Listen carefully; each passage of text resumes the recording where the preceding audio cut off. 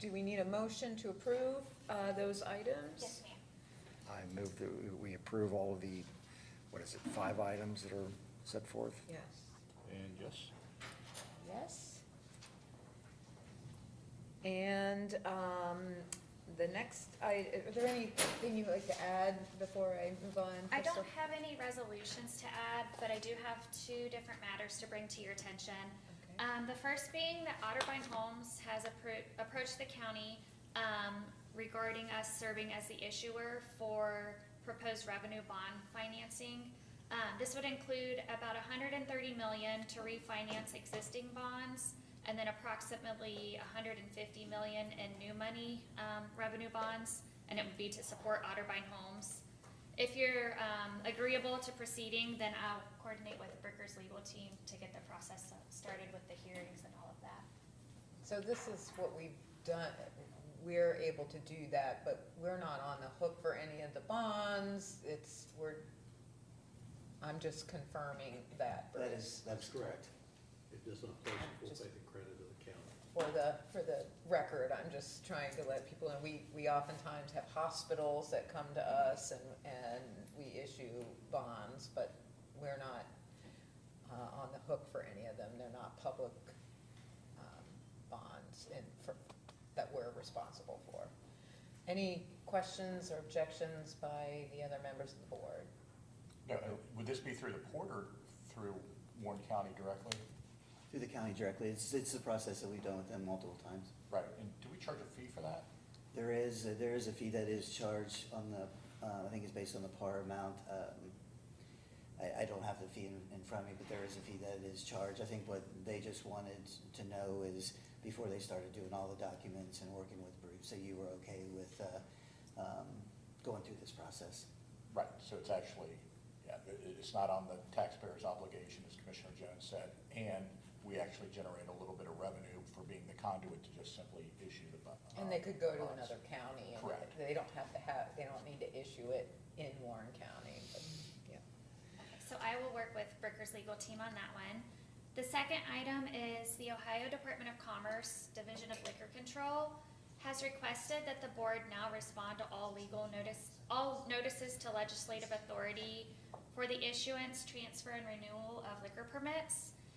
In order to streamline the process, I was going to develop a formal review and response policy if the board would like me to proceed with that. Yeah, I was waiting for this to happen, and it seems to me, and Bruce, obviously if I'm missing something, you'll let me know, but it seems to me we'd always operated, and we just allow that 30 days to run. I'm not aware of a single instance in nearly 10 years that I've been here, my colleagues have been here longer than I have, where we've ever had an objection to one of those. And we're, by default, making the business wait an extra 30 days where it may not be necessary. So even the regulator is saying, will you please expedite so that we can streamline this process? So since we've now done it, I think on 2 occasions in the last month or so, I don't have a problem with it. We did it twice in the last month or so because the applicant reached out and asked Yes. you to waive that period. The risk you take is the period is for a reason, and if someone comes in and has an objection, and they might wait longer. So historically, it was done differently, but historically, I remember like churches making objections based on where these facilities are situated. But the rub is that you have to have a legal basis for an objection. Just because you say, I object, I don't want that across the street from me, that's not suffice. There's a list of criteria in statute, like do they have a felony conviction, do they have an existing license that's been suspended by the state, or so, there's a list of factors upon which an objection can be made. And you're right, it's been a long time since anyone ever objected to one that I recall. So it's a matter of, is it gonna be a policy that can waive this period instead of waiting for the benefit of businesses in the community, versus weighing that against, what if somebody does want to object and you have a policy that says we just send the waiver in immediately and the 30 days is gone? Yeah, so, I don't know if Dave or Tom, you have any thoughts about this, but I'm just wondering if it makes sense for us to maybe talk about a policy and bring it back before the board to try to thread the needle on those two issues. I mean, when you have the regulator saying, this is an issue for prompt processing, it doesn't outweigh things, but it carries some weight with me. The fact that I don't have any recollection in nearly 10 years of, you know, I respect the objection opportunity, but I gotta weigh that around. Well, unfortunately, the state doesn't take care of it. They put the burden on you. Yeah. I assume the policy reason is maybe they think We're people in closer the to the community people. will come to you as opposed to them. I can remember historically when there used to be a hearing process and they changed the law on that, and that's no longer the request, and they went to this objection period. So it'd be nice if the state changed it, and not put the onus on the Board of Commissioners to do this. That's certainly fair, however. They have. They haven't.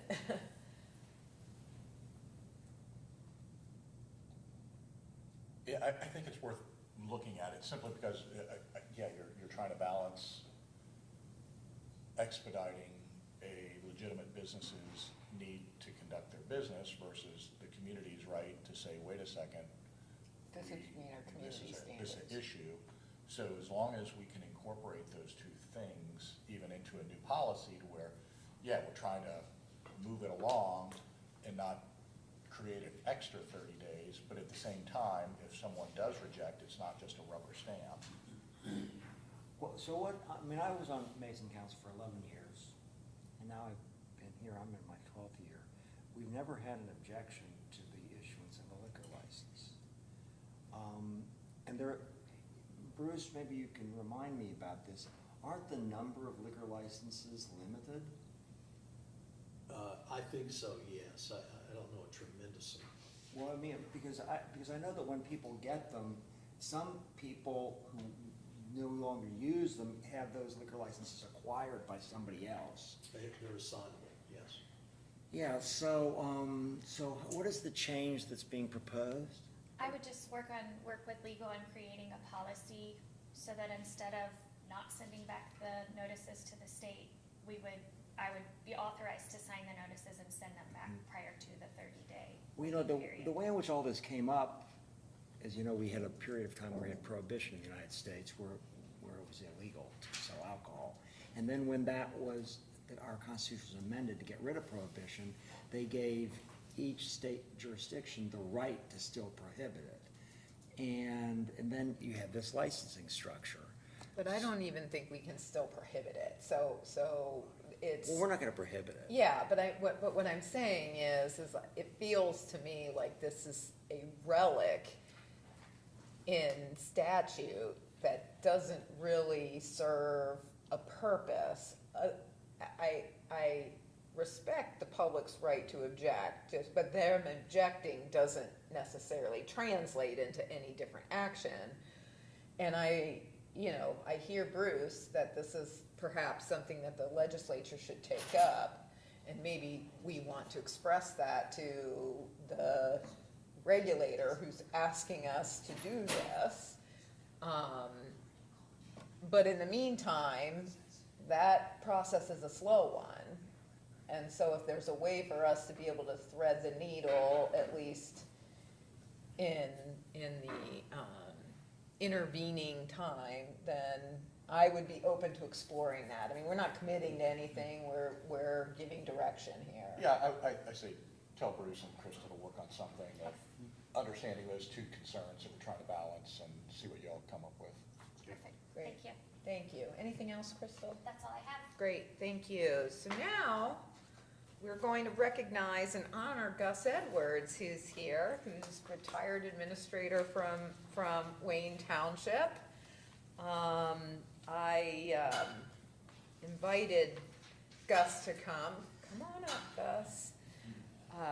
Back in June, commissioners, you recall that on June 26th, we proclaimed, on the occasion of Gus's retirement, we proclaimed June 26th, Gus Edwards Day in Warren County, recognizing his retirement. And while I won't embarrass you too much, Gus, but I am going to read a little bit from this resolution because you have faithfully served the residents in Wayne Township for many years, and I've really enjoyed the chance to work with you, both here in the commission, but also when I was in the legislature. I was just telling Tom Isaacs, I had a meeting earlier with the COG today, and he said, oh, I see you have Gus Edwards on there. There's not a greater administrator there. And I said, yeah, I agreed, and I always appreciated your practical approach to things. But a couple of things that we pointed out here is that Gus was the first professional firefighter paramedic to volunteer with the Wayne Township Fire Department, setting a standard of dedication and professionalism that strengthened emergency services for the entire community. And throughout his distinguished service with the fire department, he served as assistant chief and fire instructor, sharing his knowledge, experience, and leadership with countless firefighters and emergency responders. And in 1986, Gus was elected as a Wayne Township trustee, a position he honorably held until 2007, during which time he played a significant role in improving the township's fiscal health and ensuring a strong foundation for future growth and success. And then in 2007, he became the administrator of Wayne Township, and through his vision and commitment, was instrumental in the development and construction of the township's administration building and fire station, creating lasting assets that continue to serve residents today. You've always been widely respected in the community for steady guidance and calm leadership and a commitment to mentoring employees that live in your very community. And so we think Gus Edwards Day is worth acknowledging, but are really excited, and you shared with me when we visited a little bit about maybe what some of your plans were. But we just wanted to take a few minutes to recognize so much public leadership that you've committed to Warren County, and thank you for your dedicated service. And so with that, I'd like to turn it over to you and have you share a few words with us. Thank you very much, Commissioners. Here, wait, we're gonna get you a microphone. Thank you, Commissioners, for having me today, and appreciate this acknowledgement. It's been a pleasure working with Warren County, with the Commissioners, and all the departments here at Warren County. I've touched and been working with all of them. Never had a problem with any of them. Sheriff Department's been fine. Prosecutor's office has been fine. I mean, it's just been a great relationship. Again, your acknowledgement of being a steady, slow hand. Yeah, we move at a different pace maybe up in Wayne Township, but we do with conviction, and we try to manage our politics and our finances, everything in a respectful manner for our constituents. And yes, I do believe it shows. Everything we do up there, we do with the financing. Without financing, basically, if we want it bad enough, then we should be willing to save to be able to do it, or have to leave off something in order to be able to accomplish our goals.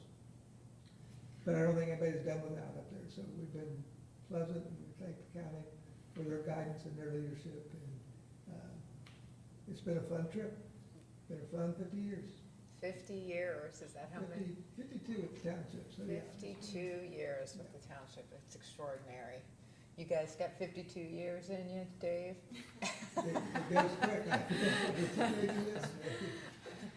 And so I think you have. I hate losing you because you're one of the few people who've been around longer than I have. And so, Now you're making me feel so old, my Yeah, goodness. Mr. Eggleston, I mean, yeah, the old, yeah.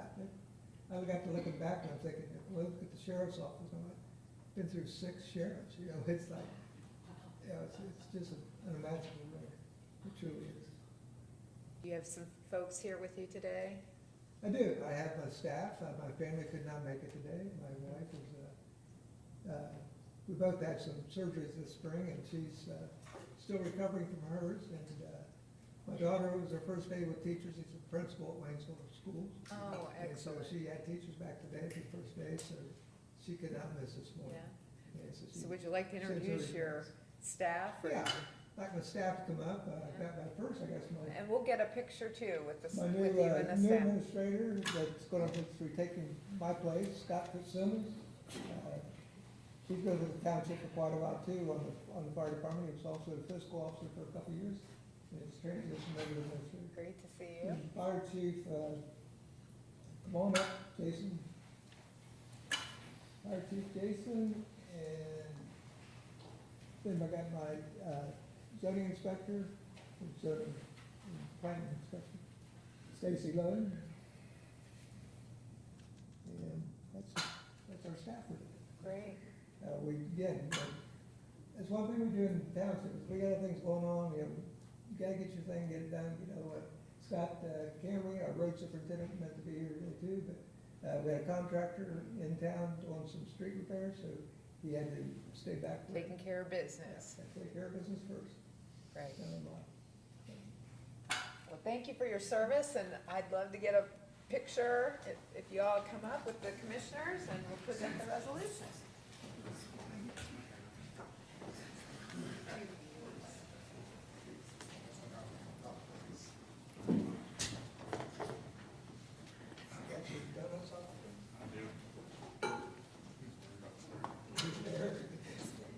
How you doing? Yes, sir.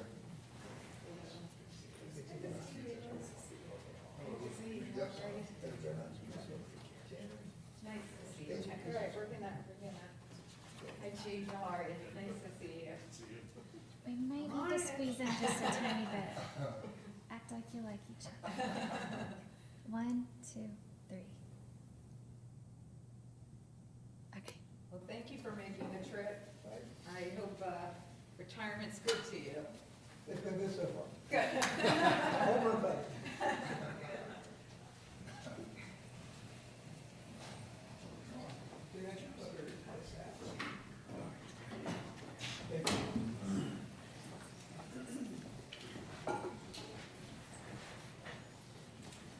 I think 52 years of service in this county is worth acknowledging for a few minutes. So, thank you for making the trip and setting such a great example for all of us. Next, we are here for our annual presentation from Sinclair, as well as presenting what we love to talk about is our big check. Good morning. Good morning. Commissioners, thank you. I'm Steve Johnson, president of Sinclair Community College. And I am here primarily just to share my gratitude, the gratitude of Sinclair College, the gratitude of the students, the thousands of students that have been beneficiaries of your scholarship. It's been very, very important to us and so and to our students. We've had 2 decades now or more of partnership between Sinclair and Warren County. We have been working at Sinclair to provide accessible, affordable, and jobs-focused education. I think we have continuously achieved that. We so appreciate, again, my role here, in the minute that I'm here, and I'm going to ask Senior Vice President Madeline Isley to come forward here in a second, is just say thank you, thank you, thank you.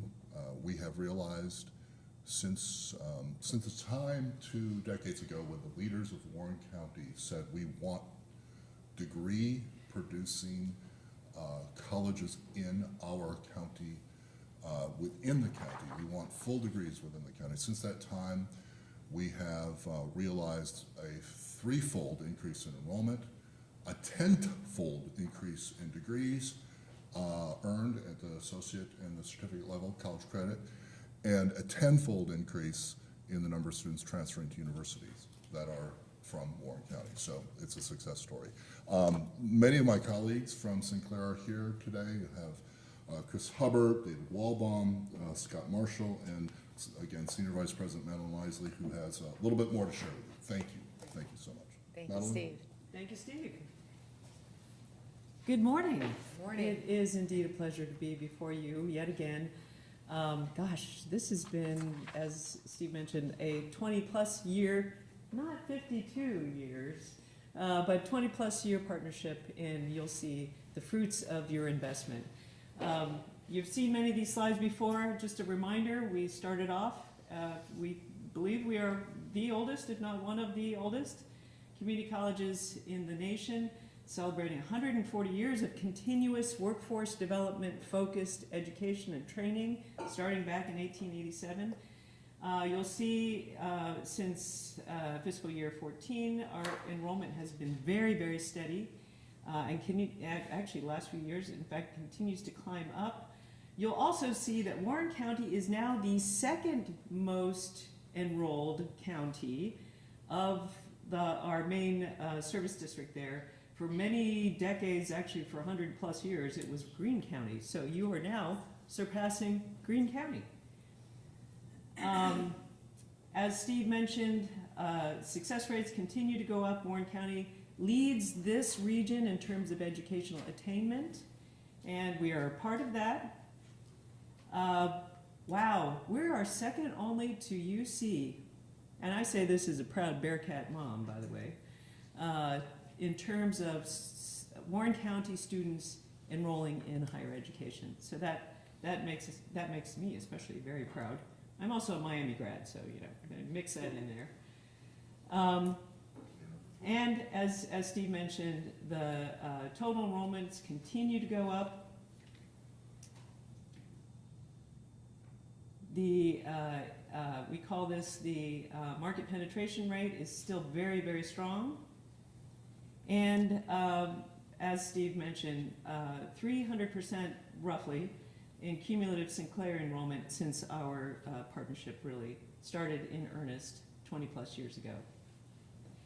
These are the programs that we offer at Mason. We, of course, have buildings A and B, relatively small-ish, so to add more programs, we're going to need to grow our facility footprint so that we can offer more health sciences, for example, and heavy manufacturing. But meanwhile, the number of Warren County residents earning credentials, again, gosh, almost 1,000% increase in the last 20 years. And wow, College Credit Plus. This, as you know, is where high school students are able to earn college credit while still in high school. We have, this year we had almost 90 high school students earning associate degrees even before they finished high school. Not all those from Warren County, but several, definitely. So this alone saves families tremendous in terms of assets. Again, very strong transfer rates to universities. And last year we shared with you that we had completed a Mason campus land use plan with MSP Design out of Cincinnati. We are very actively working on developing that, so we'll be back with you soon on some thoughts on how we can realize some, again, additional programming at the Mason campus. Meanwhile, we are adding, gosh, cybersecurity is clearly a high growing demand, unfortunately, but something that we all need to be aware of. I know that your water treatment staff took some cybersecurity training through Sinclair because now our own public infrastructure is at risk of cyber attacks. So again, this is why this kind of programming is so important. We are also super proud of our partnership with the Advanced Manufacturing Industry Partnership. This is the Cincinnati-based Cincinnati Regional Manufacturing Association. We will in January start offering some very specific technical training for manufacturing technicians that's being driven by the Ohio Manufacturing Association, and AMIP came to us specifically to help put that training and education into place. We're very, very proud of that. And we're going to be graduating our next cohort of Vega Americas technicians here soon, and we have another coming up. Chris, how many years has the Vega apprenticeship program? I believe we're starting our 5th year. Okay. Don't quote me on that, but And that's just one example, but because they're just up the road from our campus, it's a great example of how that proximity, but also the technical expertise that we can bring helps them grow their talent. And wow, when you talk to those technicians, they are so appreciative of how their company has invested in them, and that builds a lot of loyalty in their ranks as well. It's my pleasure to introduce you to Chief Development Officer David Walbaum. David just started with us in January. He's going to tell you a little bit about the scholarship aspect that you have been so supportive of. Great, thanks Madeline. Good morning, Commissioners. My pleasure to be here and just reiterate our great thanks and gratitude to the partnership we have with Warren County. I've been, as Madeline said, I've been at Sinclair just about 7 months now. I have said this over and over again. I can't imagine a tighter, more synchronous relationship between a community college and its community than Sinclair enjoys in Montgomery, and especially in Warren County as well. It's such an important part of the makeup of the college and what we're offering our students, so we're extremely grateful for your support. And you can see, as the President mentioned, almost 7,000 students over 20 years have received over $1 million in scholarship support. Boiling that down to the individual level, that's 15,000 total scholarship awards to, again, nearly 7,000 students. So you are changing lives for students who come to Sinclair thanks to your support and our excellent partnership. So again, thank you again, and we're extremely grateful for our continued partnership. And again, health sciences obviously is a big part of what we're trying to do and expand here in Warren County. So thank you again. At each of your places is a handout with a sampling. Let me tell you a quick story about this. Chris Hubbard sent an email to about 800 or so scholarship recipients from this year, just inviting them to share words of appreciation. And even before the mail merge finished sending the 800 emails, he got like 3 or 4 responses, so within just minutes. We're up to about 90 responses now. Yep. So what you have on your handout is just a sampling, and clearly many of the same themes expressed in those almost 90 responses. But we picked out Caleb because, wow, talk about hitting all the high notes here. As a parent and a veteran, current substitute teacher at the Little Miami School District, and then he wants to go on for further study and eventually become a lawyer. So this is how your investment is growing your community in ways that are very, very meaningful. 90 people would not have responded if it didn't mean a whole lot to those individual students. So thank you so much for that. Commissioner Young, I commend you on your attire. I just want to say I was on vacation a few weeks ago, and I wore my Cincinnati Open hat, and I got lots of compliments on it. So that's another area where, of course, we're very proud of our partnership, and look forward to experiencing this year's bigger and better and even more awesome tournament. So thank you very much again. Well, thank you for being here and for the update, and we similarly appreciate the partnership.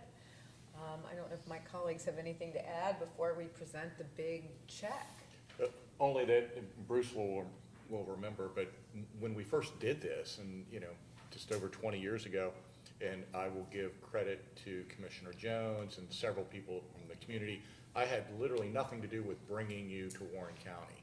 It was other folks, the Barney Wrights of the world and the Mike Gagans of the world. And Representative Tom Rega at and the Rega, time was really... Who, by the way, is a new-ish trustee. He's now a Sinclair trustee. Oh, Is that right? Appointed by the governor. Isn't Also, that cool? It's like the whole circle.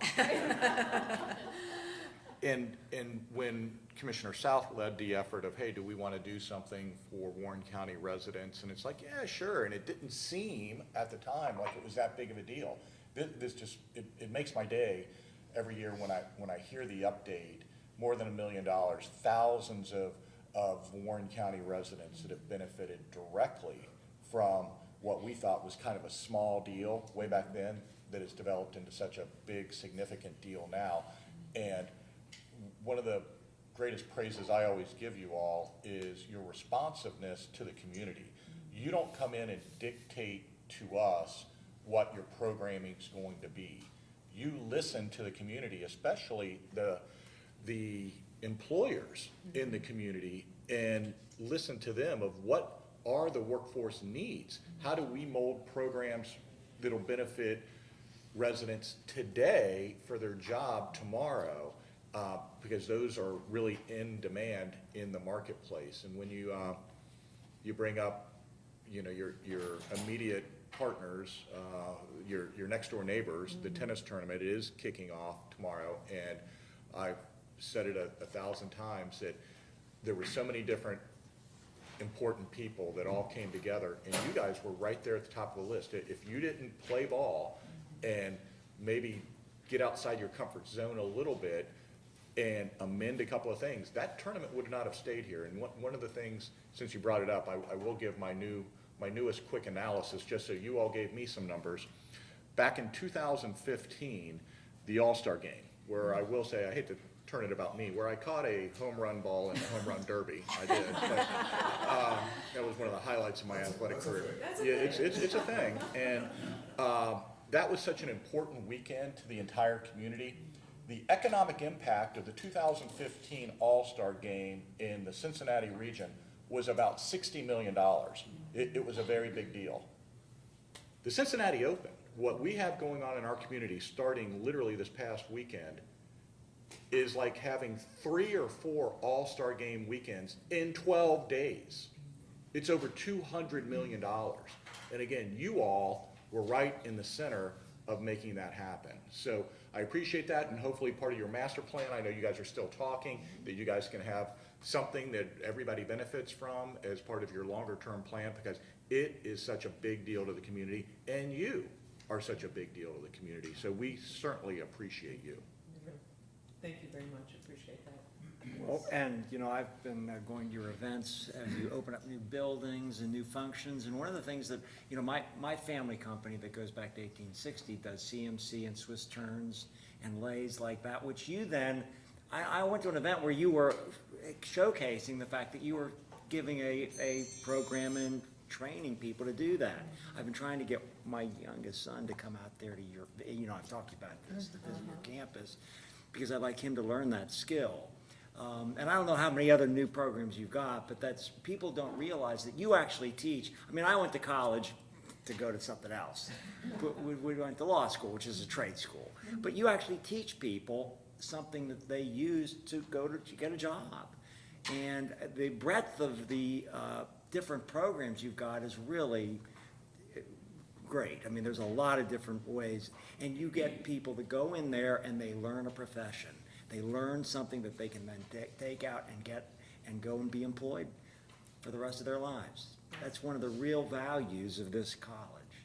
Thank you, Commissioner Grossman. One of my favorite stories about that is the Industrial Maintenance Technology Program, where we had the husband and wife. They run the back of the scenes at Great Wolf Lodge. They had to learn industrial maintenance technology to run the slides and the water, all the water features and stuff like that. Isn't that cool? I mean, so it's even in areas where that feed your travel and tourism industry as well. Areas that, you know, that are obvious, in other words. So thank you very much for your comments. Well, I think it's time for the big check. All right. So come on out front.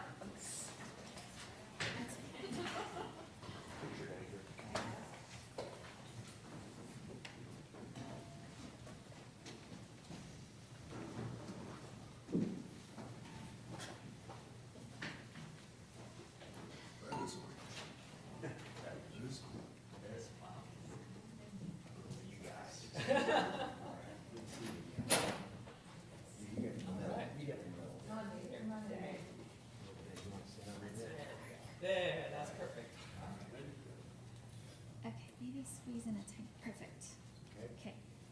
1, 2, 3.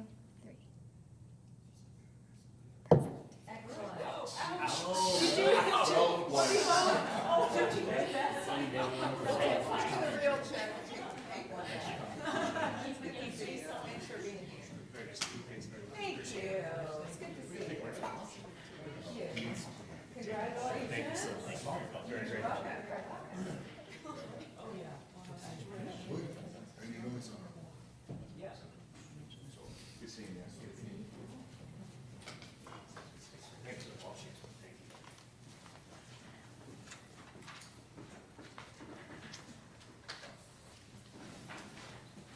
Okay, now I would entertain a motion to go into executive session to consider the appointment, dismissal, discipline, promotion, demotion, compensation, or a charge or investigation of a complaint against a public employee pursuant to ORC 121.22G1.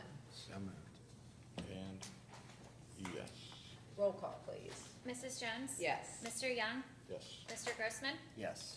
Great, thank